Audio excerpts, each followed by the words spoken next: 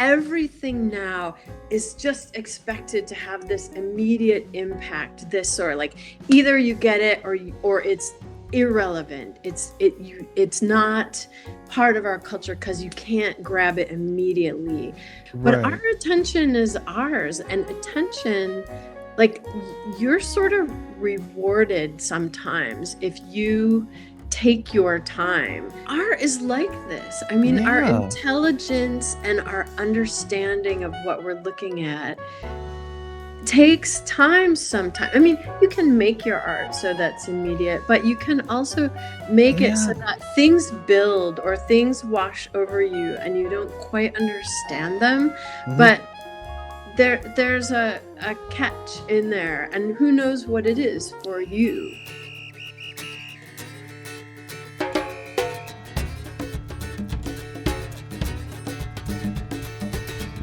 Well, hello, everyone. This is Rodney Veal, the host of Rodney Veal's Inspired By, and I am super excited. Today, I get to talk to a longtime collaborator, which is kind of a fun thing to do, but just an amazing artist and educator, podcast journalist in her own right, has her own stuff that's going on. I mean, I look at Susan Byrnes as, when you see the definition of Renaissance, she really fits the bill. And so I think of her as a Renaissance woman in every shape and form. I love her work. I love working with her. Without further ado, welcome Susan to the podcast. Thank you. What a lovely introduction. That's so nice. Thank you. I'm really happy to be talking to you. I've been thinking about you quite a lot because I've seen you a lot lately, and I've been doing dance things lately, so that's been really fun. Oh, that's always the best part. When I tell people that we know each other in this podcast, in collaborating, we have worked on a work of art together, but we've also worked in other scenarios of bringing art into spaces and things like that, and it's just been such a cool time to hang out with Susan, and she has an exhibit that's currently up at the Contemporary in Dayton, and it's just and that's what sparked this idea. Like, well, wait a minute, I haven't talked to Susan on a podcast. Like, silly man. Well, let's talk. Absolutely, and I'm curious about, because the title of the podcast is like, how did this journey start for you? I mean, we're going into the way time machine. Yeah. Like, so this notion of as a child, when I described you as a Renaissance woman, I mean, you have multiple streams and pathways you could have gone. So as a child, what were you like? Okay. Well, it's kind of funny. I can tell you two things about me as a kid. One was, I have this picture, I think it's my favorite picture of me as a kid, with my sister and our best friend, and we're probably 4 or 5 years old, and we're sitting on this porch, and they have normal like kid clothes on, and so do I, but I have this weird knit thing on my head that looks sort of like a hat, but it's not quite a hat, and I'm holding a plant in my hand, and and it doesn't fit into anything else with that photo. So I don't know what that says about me, but it says which one of these is not like the other one. And so there's that. And then when I was in second grade, I read my poem on the radio. So I had this experience, I guess, already of writing a poem in school, and then I got to read it on the radio. And I have had a fascination with radio ever since then. And whenever I had a chance to be a part of it and even make it, like, that was exciting for me. And I'm curious about a lot of things, and I want to try things. And so I guess that's always been my MO, and sometimes a little frustrating because there's just so much to do. I know, absolutely. I'm in the same sort of. I know you are. Yes, absolutely. It's like but what if I did this? What if I use a 3D printer? What if I did, Yeah. you see these shiny objects and these like techniques and ideas, and you just want to kind of play with them. I mean, It's it's true, and I've been lucky to be in situations where I've been able to access certain things, like dance, for example, wasn't anything I studied as a kid, but when I was in photography school and undergraduate, I looked at the photographs of, now I can't think of her name, but she's very famous for photographing Martha Graham. And yes. you know her, I know Yeah, her, my tongue, because it'll come to us in the middle of the night. I'm like, yeah.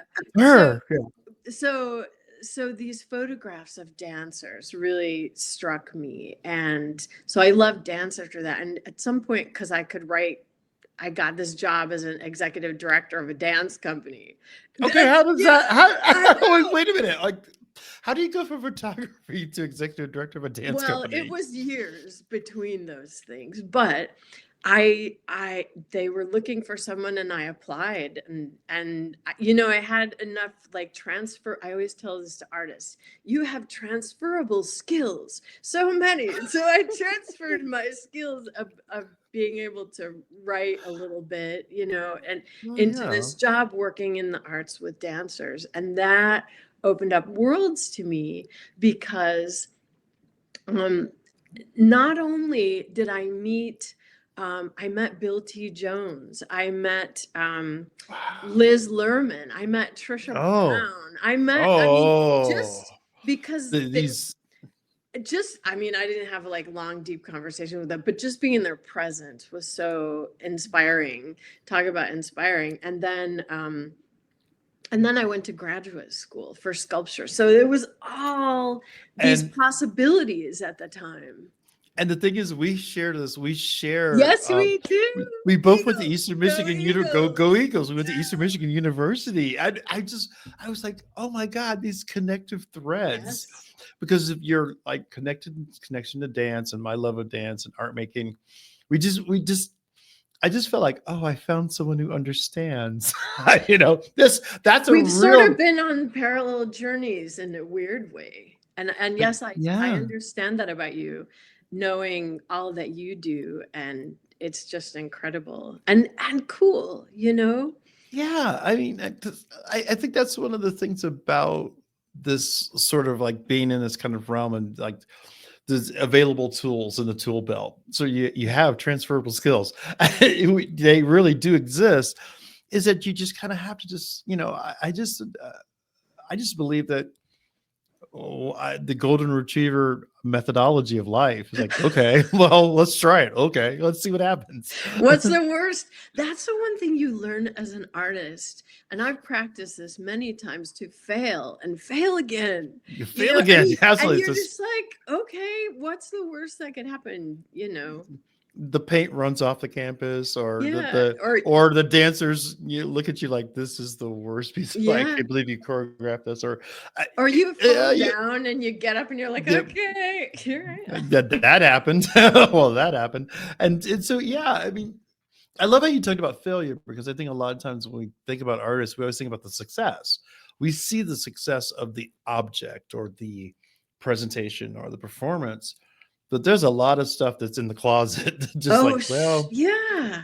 never That's why makes do it you the think light you're of day. looking at like not that much here? I'm like, it's so cluttered with like experiments and stuff in progress and maybe not. And, you It's know, like it might be a possibility later. I yeah.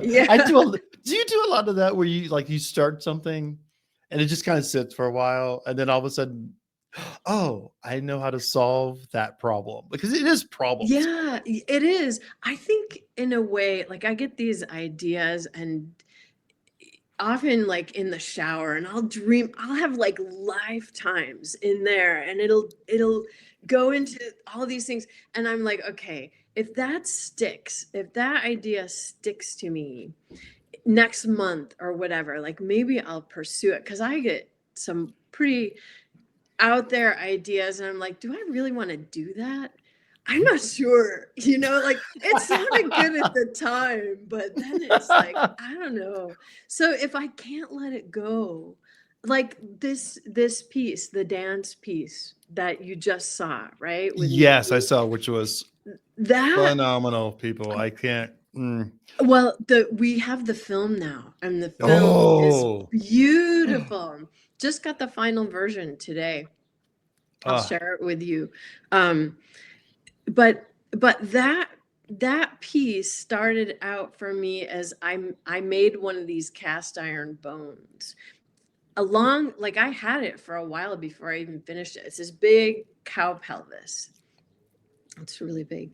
And yeah. We're gonna talk. and We're gonna go in more detail, people. yeah, Don't worry. Don't worry. and I had these petticoats I got in the thrift store at the place where I cast that bone in New Mexico.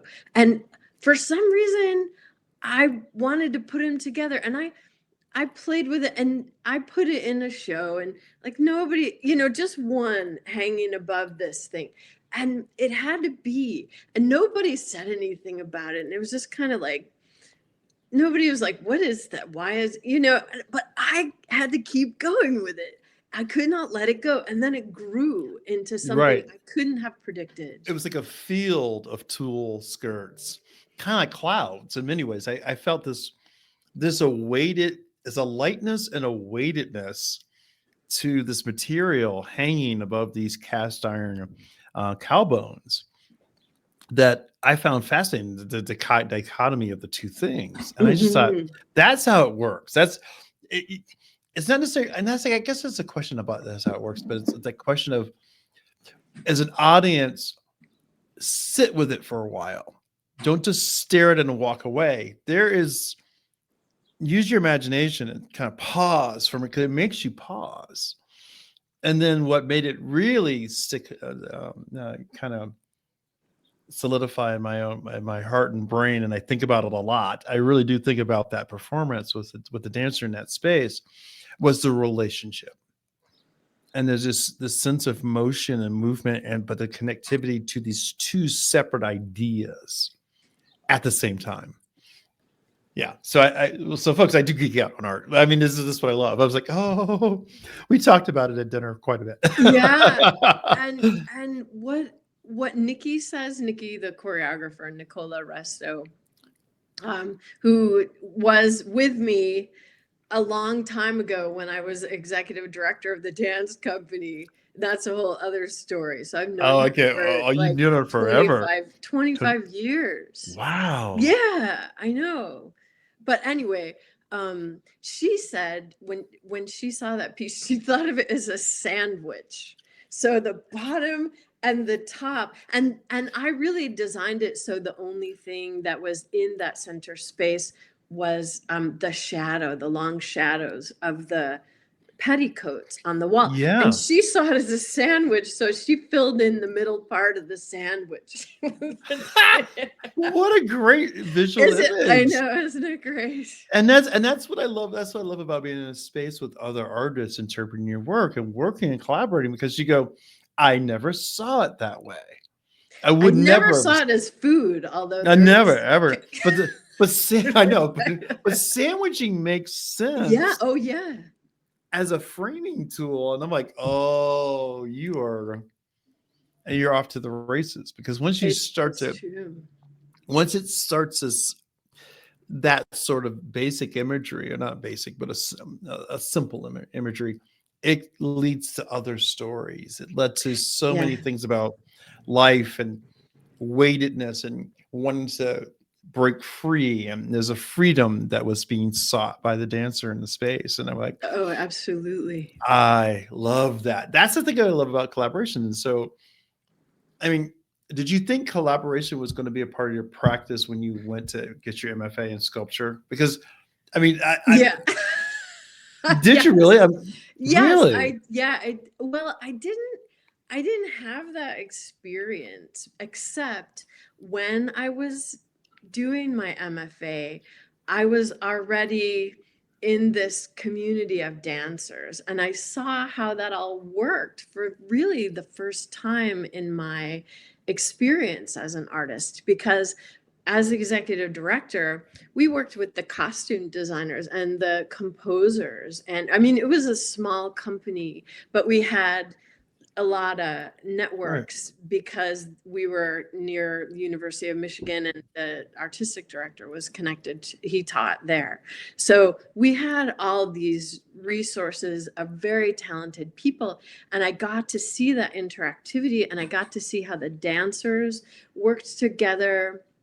And then my friends were dancers, and we started, I had a friend, and we started collaborating on putting together these little shows in weird spaces. And then pretty soon we had dance going on with those weird shows. Mm. And that really infused my practice as a graduate student, and I started doing performance oriented work, and that involved other people. And that's where I started to see this negative space in the work as really important, and I started making works that had space for people in it.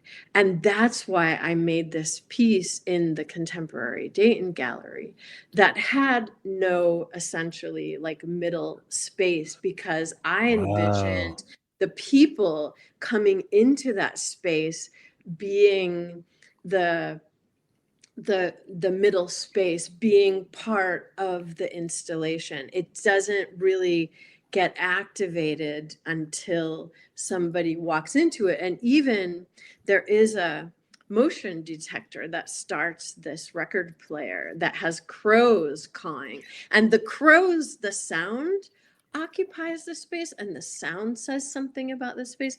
But when Wow. people are in there, they become part of the installation. And when Nikki wanted to put Katie in there, and I mean, Katie was the ultimate participant in that space, because Nikki really fleshed out those themes in the work Mm. already in this way that I couldn't have even imagined. Right. Well, I think it has something to do, like, and I, as a I understood her immediately. This kind of, as a choreographer, like you're this, this sort of world that you're entering in allows for this bridging the gap. And so Yeah, when you presented it as a gap and a space and this distance, it's like yeah, it's space. And so there's like this, oh, it just spoke to like what that meant. And then you start to get into things like, what does it mean to have a dancer who's not in their 20s but in their 40s? yeah. And so it became so much richer because of that. It's not Hmm. just it wasn't just the virtuosity of her movement, which I think is a tendency sometimes, that people have a tendency to look at dance and they go, it's the virtuosity. I'm like, no, no, no, no. There's a humanity. And I saw it as this really great collaboration of about femininity. Oh yeah, And absolutely. oh yeah, oh yeah. Wait till you see how the movie ends. Oh, I can't wait to see this. Can we share that link with our audience? It's kind of fun. Yeah, I yeah, think there's got I've to be a got to way. There's a upload way. it. I've got to upload it yet, but and fill out the information. But it's on YouTube, and I will send it to you so you can. Oh, Yes. absolutely. Yeah, we wouldn't. I want people to see this. And so I remember when I think if I remember correctly, we met when you were at the art space at Yeah, Art University of Street. Dayton. Art Arts. Street. Yeah, nobody. It's not there anymore. Art It's not there Street. anymore, Yeah, which is telling everyone in the audience like how long ago this was. yeah. This was 2000 and I think I got there in 2000, uh, 2005, 2006 school yeah, year. And I probably met you pretty soon after that. Like soon you after did that. Blue Sky the Mhm. summer of like 2007 or 7 or 2008. 2008. Yeah. I think it was 2008 Okay. because I had just started grad school at I Ohio know. State. I remember hearing And about you. and it was like I said, she is so gets my world. I understand. And I was Well, just because entering. I had even seen BB Miller dance somewhere. Oh, I knew about her because she was a part of that whole Oh, dance world that, oh I yeah, mean, she my was. company wasn't like as big as her, but I But knew. when you knew of, and the fact that Yeah, so I knew what you were doing. yeah, oh yeah, oh what I wish I knew what I was doing when I was there. I, it sounded so interesting. It was it was such a challenge because one of the things that they were challenging me on was this notion of, to your point about transferable skills, why is your work not reflecting of the transferable skills? And that's where I really and here this opportunity presented itself to be an artist in residence, unencumbered by any sort of restrictions. Yeah, And I just ran with it. And I was like, I would say you did. did I ever? I think Yeah. I was like, who transports sod to the third floor of a warehouse and creates a pool of Who water? throws paint down on dancers? And Dancers. yeah, it was Yeah. beautiful. And that was such a time. Like, I have to Yeah. say, for people in Dayton, there was an era when these buildings were available, They were empty. and people would let you in them and do what Yeah. you want. I mean, what? It was so cool. It It was was amazing. it was amazing. And it was like and I always believe that it had things happen at the right time and that was the right time.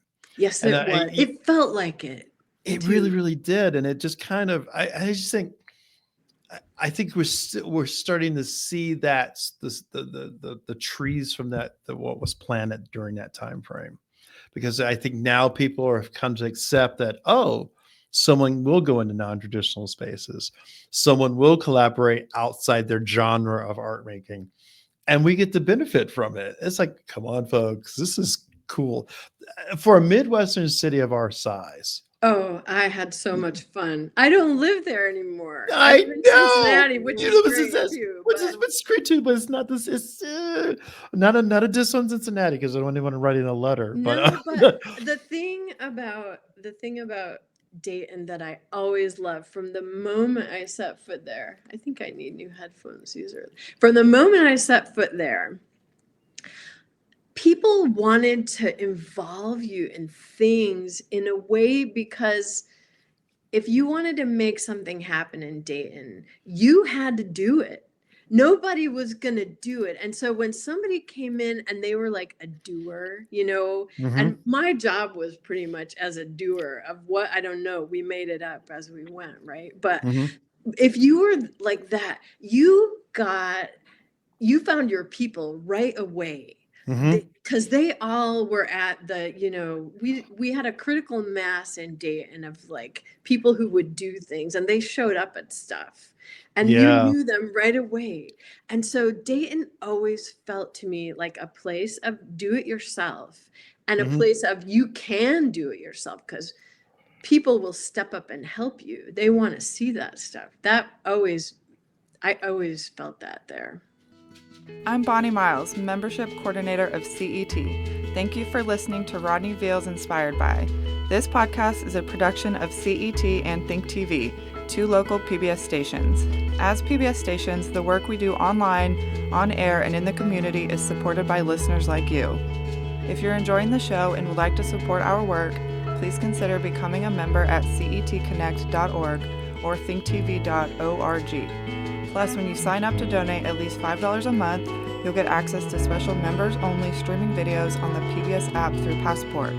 Learn more at cetconnect.org or thinktv.org.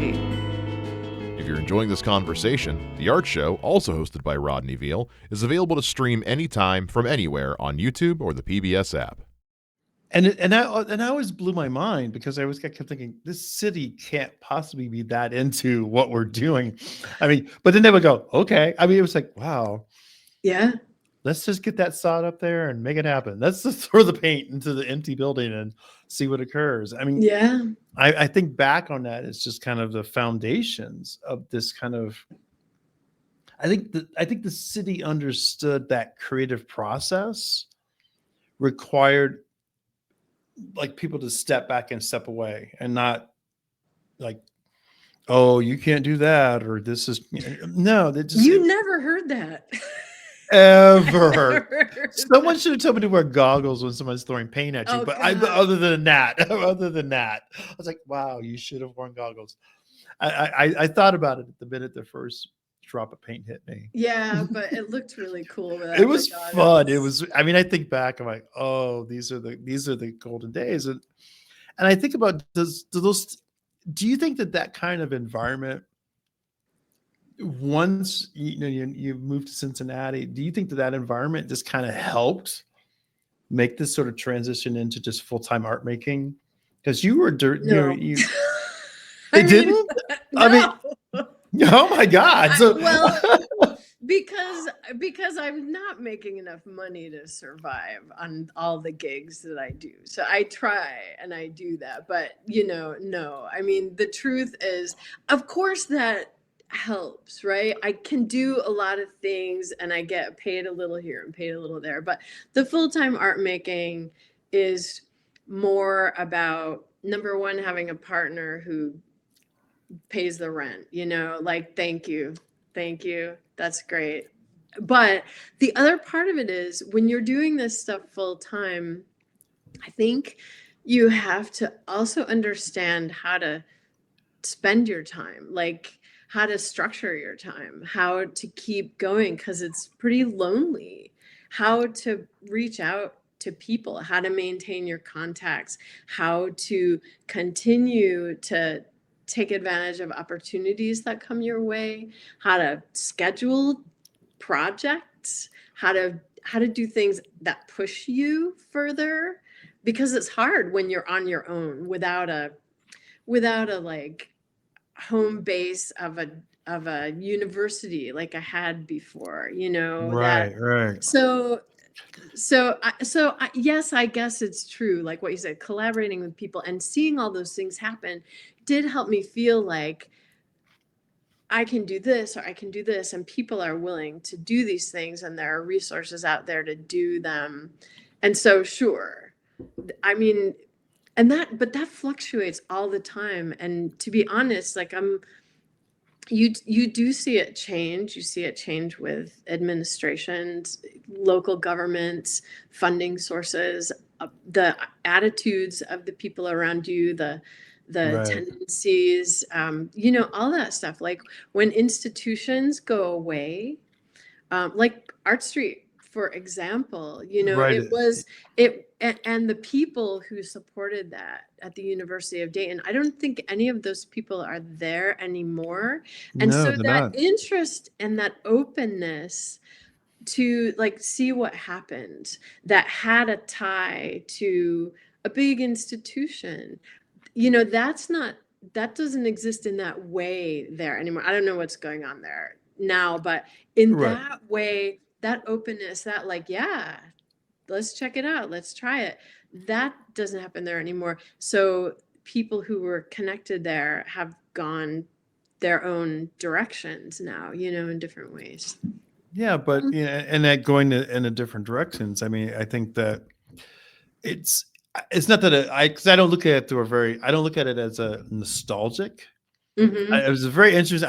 I'm very pragmatic about the past. It's like it served.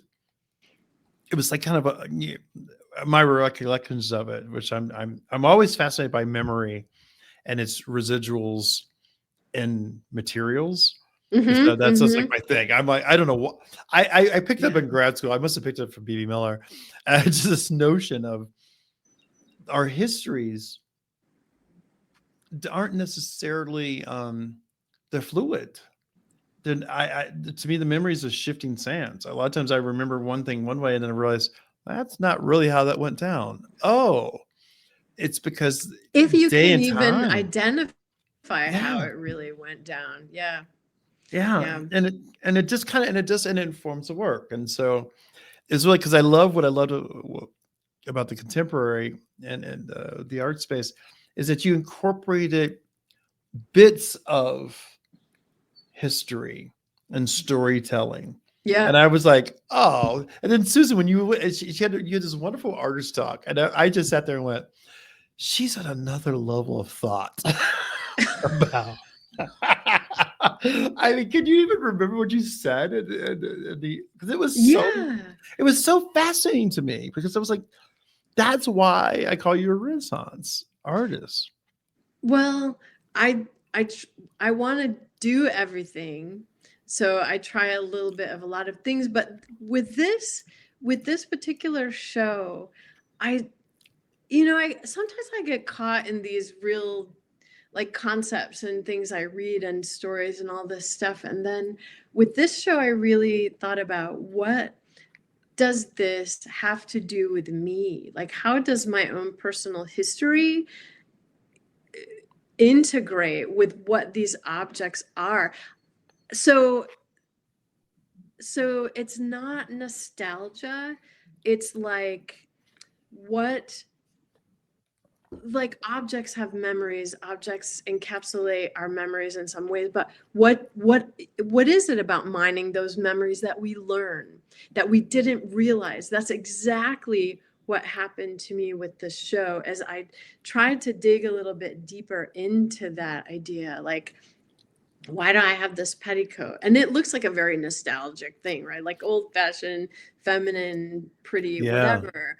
Or this you know the little bone with there's like a collar that floats like rests on this bone, and it has this cowboy poem with it. I don't know if you remember Yeah, the I do cowboy remember. part of it. Yeah. So like that was a person in my life who was very meaningful to me, who could recite that poem from memory. And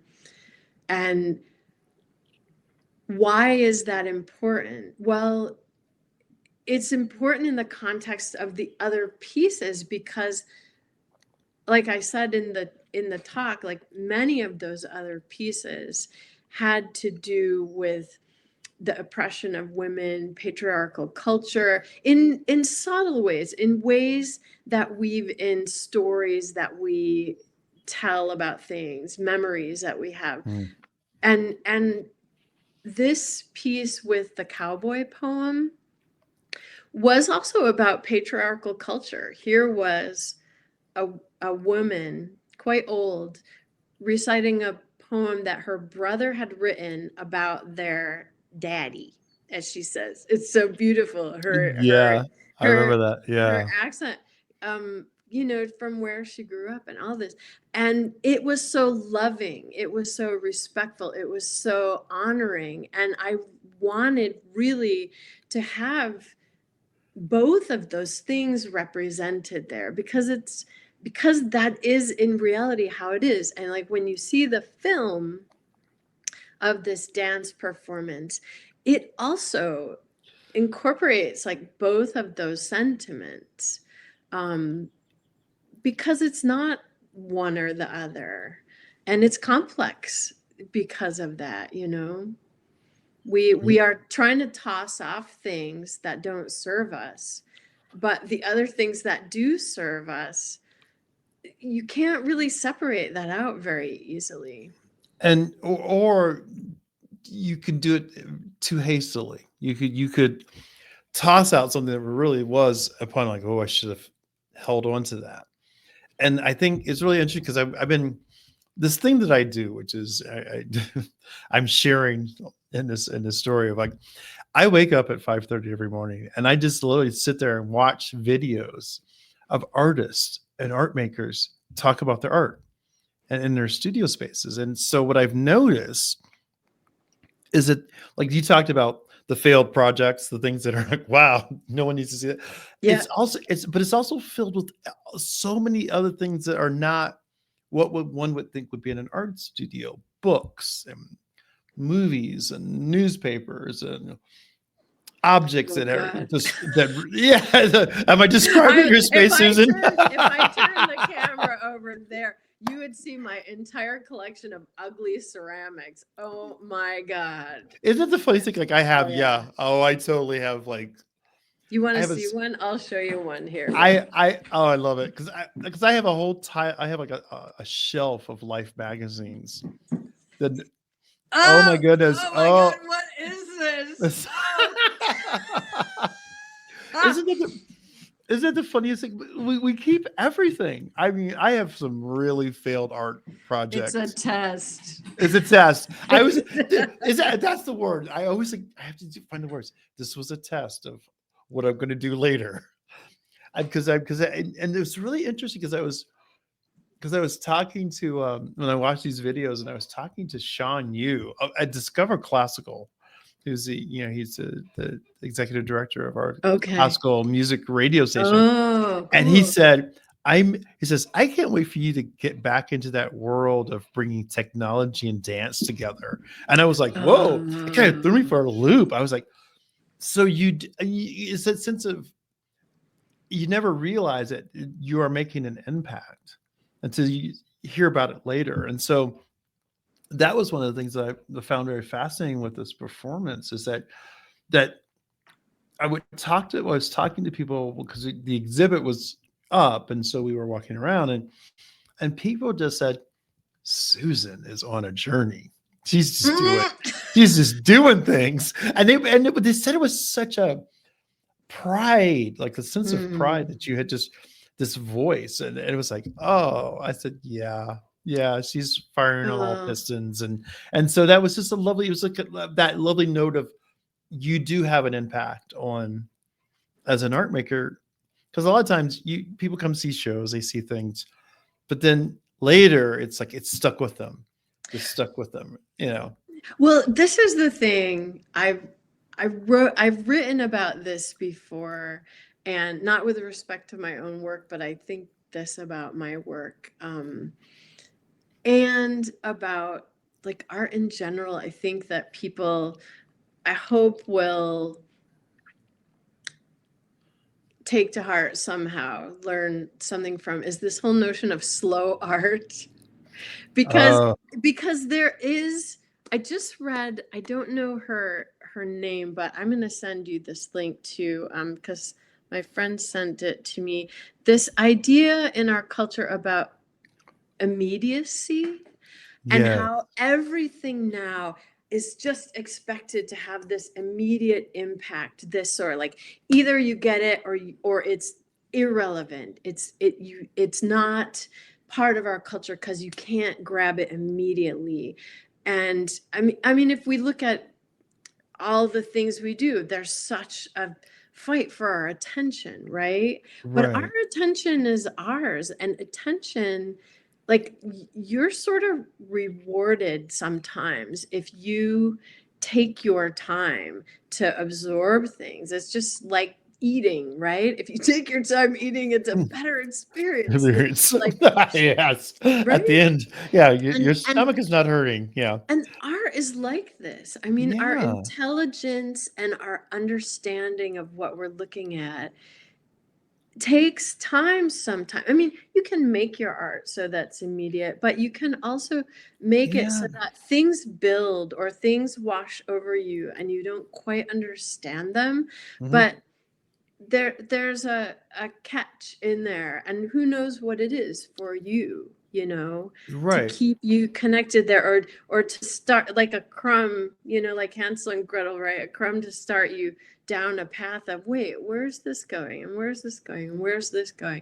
And I love that about my experience of other people's work too, to like not quite understand it, but start looking deeper and going deeper into it, and then coming away with something that is almost more of an experience of this, like a journey kind of thing through than just like, oh, I saw that looks cool. Oh, I saw that looks cool. That's sort of boom, and then move on. It should linger. And I love that notion of slow art, because I think that it's like, no, folks, that's why I tell people all the time, slow down. Don't do the drive-by in the galleries. Don't just see the performance, get up and run to your car. Calm down. Think about what you just observed and kind of absorbed, because you are absorbing the artist's creativity. And it's like, I'm not sure it's with anything. Take a moment. Don't immediately put it in a category or a box. Let it unfold. Yeah. And I wonder if It's that's a part of age. I'm kind of, because I feel like, I'm less inclined to do that. I'm so inclined to just leave me alone. Let me digest this. yeah, I about that. There's a beauty in aging, and if that's one aspect of it, I have to say I love that. I wouldn't.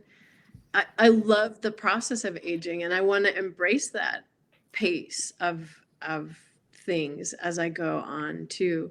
So maybe it is. I don't know. I don't know when I first started thinking about it, but really, when I was in grad school, to go back to that time, my professor there, he's like, you can make one-liners, but don't make one-liners. There's a lot more to what you can do than that. And I Mm, see work that is a one-liner, and it's intended to be. And that's sort of the thing it's immediate. Like you see it, you get it, you're right. done. But I just never was drawn to that so much. I feel like it's not satisfying as an artist to make work that just says it and it's done. I kind of want a little bit of ambiguity. I want space in there. Like when you talk about Yeah. space, the gap, people will fill the gap with their experience of life. Mm, And even with this performance, we decided to call ourselves the Ma Collective. This is Nikki's word, and it's a term that means, this is a Japanese term for like this energy in the negative space, in the gap wow. there. And Yes. and both, and from her perspective, it's like you are drawn to fill it, but from my perspective, it's already full with all the things we put in there that are invisible, even from like physical particles and waves of sound, right, from the crows Yeah. cawing to our own connection. Like, what And the is energy off of our bodies as it's yeah, moving, because it's yeah, not that's it's exact not wait, it's the not just a energy of physical. our bodies as we're Yeah. moving. That's exactly it. That is exactly it. And I just, Yeah. yeah, and that, it's so funny because she showed this test of a project that Susan and I collaborated on with Brianna Rhodes and Tess Cortez. This beautiful, beautiful, just attaching lights. I mean, I was so in awe of this notion of attaching. First of all, you wanted me to do it first, and I was like, it needs to be someone else. And now, after having seen her do it, I was kind of jealous. We attached No, lights. we are going to do it. Yes, Yes, we we are. are. We have to. We have to, especially. But it was this beautiful idea of how open not only was Brianna to the process, but it was like I could sense and I could see that the movement is not just the movement. It's this kind of how you're addressing energy through the body and into space off of the body. That's what people are responding to, the energy that's emanating from the motion Oh through yeah. space. And And where it piles up and where that it's fluid and where it rests in space, even though it's ephemeral, it like builds and builds in certain yeah, spots, and other spots are it's so it, this it's project juice. is called Cantata that we Cantata, yeah. do, So yeah. we should probably describe it, cantata, And if you want to see it, it's in the West branch of the library. and Dayton, Ohio, Dayton Yeah. Metro Libraries. Mhm. It's there, and you can see these 5 panels. They Yeah. they're breathtaking as far as. But the I mean, story that got there, like it's a whole process to yeah, that moment, it's the yeah, whole process was finding a piece of music that connected to this notion of cantata, but the notion of cantata was from a painting by Lewis. Lewis. Yes, he was because these He's artworks are based. in He's in the the Dayton Art Dayton Art Institute. Institute. Yeah. Yeah, it's like, and Yeah. so, but it was like, so that was the source point of for inspiration. Yeah, But an then abstract work. it was a very abstract Piece. work, but it had Mhm. this. It's a beautiful work in and of its own self. But that's the point. It Yeah. also spoke it also spoke to other things within us as art makers viewing it. And as a viewer, so it's like, oh, come on. And I love that Brianna Rhodes is, I mean, she's a phenomenally gifted artist in her own right. She's doing everything, right? Everything, I know, right? And so that's a kind of knowing that was the kind of thing that we were egging each other on in that process. That's a great thing about bringing artists together. We only get amplified when we're surrounded by other amplifiers. Norman Lewis. Yes. Cantata, from 1948. And no, that's true. Like, he made that piece, then I saw that piece, I'm like, we can make that piece with dancers. We can do that. But, like what you did, what you brought to it was like, I could never make that. But I said, here's a frame, do this for this frame. It's like a stage, a little, photo frame is your stage. And each section of the cantata has a different energy. Completely. And that's what floored me, because I was like, I'll be honest with you, I don't think we ever really talked about it, is that I thought that I had accomplished the mission, but I was still unsure until we got actually in the space with you and the camera. How would you know? You know what I'm saying? Yeah. No, I was like, because it's invisible. Right. So we didn't practice with the lights on our body. As a matter of fact, we practiced via Zoom. This was during the COVID. Yeah. This is during COVID. Yeah. So this whole process, this kind of how we found the way to connect it. I think we were all very hungry.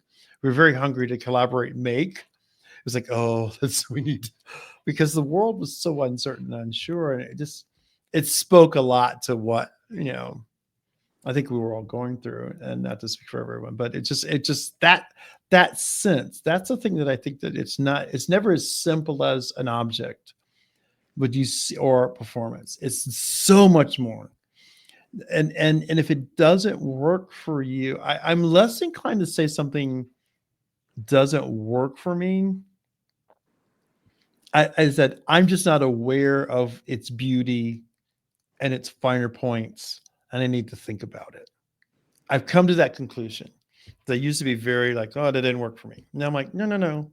Maybe I wasn't just ready to hear the message or feel the energy. Yeah. Let me think about this for a second. And I also think that things, like as a viewer of art or as a creator of art too, but I mean, things come and go, and they come back if you're ready for them, if you need to remember something you saw and you're like, I didn't pay any attention to that 20 years ago. Like, actually, so can I make a plug right here? Go for it. It's all good. Studio visit series starts tomorrow on YSO. So it's going to be 6 episodes, and for the next 6 weeks. So on Wednesdays, but one of the episodes is with a poet, and she wrote the essay for the exhibition. So I tried to work with people who had something to do with the exhibition, whether they inspired me with things or whether they actually participated in it. So this poet, she tells this story in the little radio bit where she saw the film Nosferatu. You know it? Nosferatu. Yeah, absolutely. Werner Herzog. Werner Herzog, yeah. Right? Yeah. So she saw it when she was in her 20s. And she's like, when I saw it in my 20s, I was thinking about Isabelle Adjani, the beautiful French actress. And then she said, and I saw it again, when I was more like in my 40s, and I'm like, oh my God, I'm Nosferatu. We are both mouth breathers. We have trouble sleeping at night. You know, like, it was hilarious. And at that point, like she had this image. She was looking at a Sally Mann image of the Gothic South, you know, Okay. Oh my and God. she's like, Yeah. I need to write this poem because it didn't come to her until like 20 Wow. years time. And it got there. And this poem, then she reads it on the radio for the radio piece. And I just think that's an amazing story because that's what art is. It, you know, it's part of us. It's part of us, and it floats to the top at the time we need it, you know. Mhm. And if it does not ever come back, it doesn't, you know. But if it does, there it is. Makes Absolutely. other things. I love it. I love the fact that you're doing studio visits because I think that's I try to here at the station and with the show. It's like telling people not just go see performances, get to know these artists and go see their studios. Those are kind of really inspiring spaces and these inspiration and not just inspiration, but this kind of sense, it's an energy. There's something that does something to you in an art space. Like I go to my studio when I leave work, and it's like I just crank the music and I'm playing, I'm just moving, and all of a sudden I'm saying, well, let's make this paper dance. Let's see if I can make this paper really twist and manipulate. And you got to go to artist studio spaces. They're fascinating. I'm always fascinated. I mean, even in history, I've always been fascinated by that. Not necessarily the end result, but the space in which things are created. Yeah. I mean, the end result is definitely an important part of things, but and this is like, I agree with you. You know,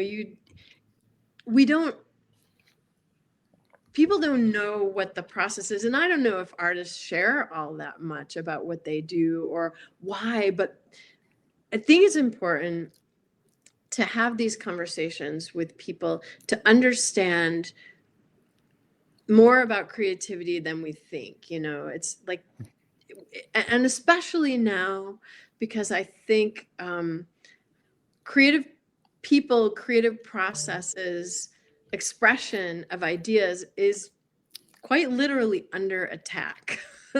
and the more you understand about why creativity that doesn't end in like upping your bottom line, or it's not a market driven process. You know, if people understand the value of non-market driven things, then they will see the world is much bigger than just this like money making object, yeah, luxury goods and it's like no, that's just it's a counterpoint, and there has to be and the counterpoint is a balance. And so to your point, you can have those things, but you also have to have these things as well. Yeah, I mean, you don't get those things without the rest of it.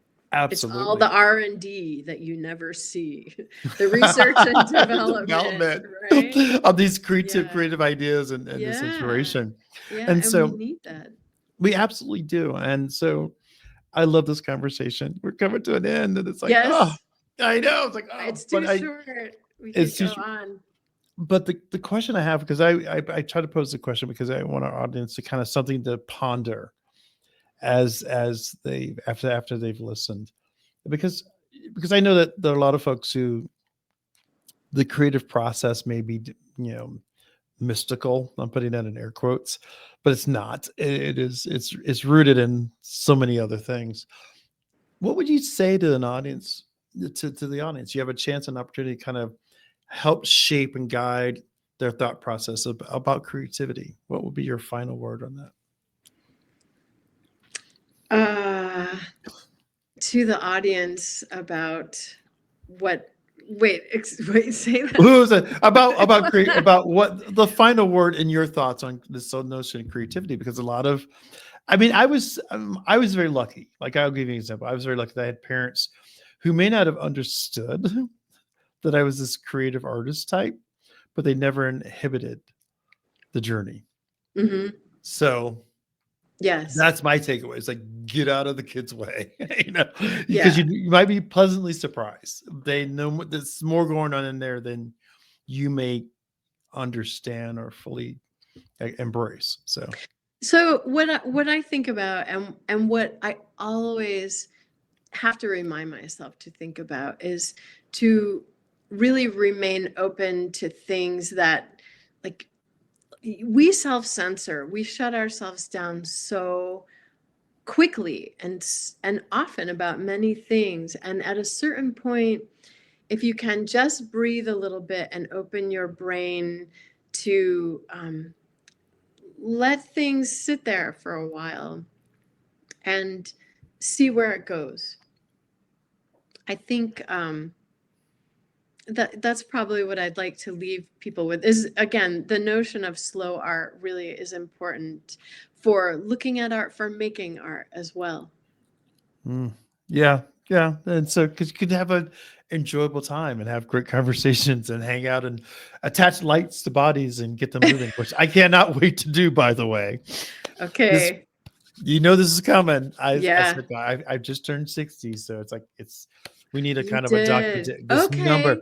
So Okay. something What about is that number? Yeah. Let's yeah. think What is that? about What's that that. mean? And this notion of this phrase that's playing in my head has been the lion in winter. Oh, It's okay. very Okay. interesting. So I just something to throw out there. So folks, you heard it Okay. here first. This is the Okay. first germ of the idea. So something to consider. Yeah. Okay. Okay, good. All right. We'll think about that. I love it. We'll sit with it for a while, but not too long. Not too because long, because we got to get we get some stuff made. So Yes. so Okay. I love it. Thank you so much for Thank sharing you. an hour This with was me. so fun.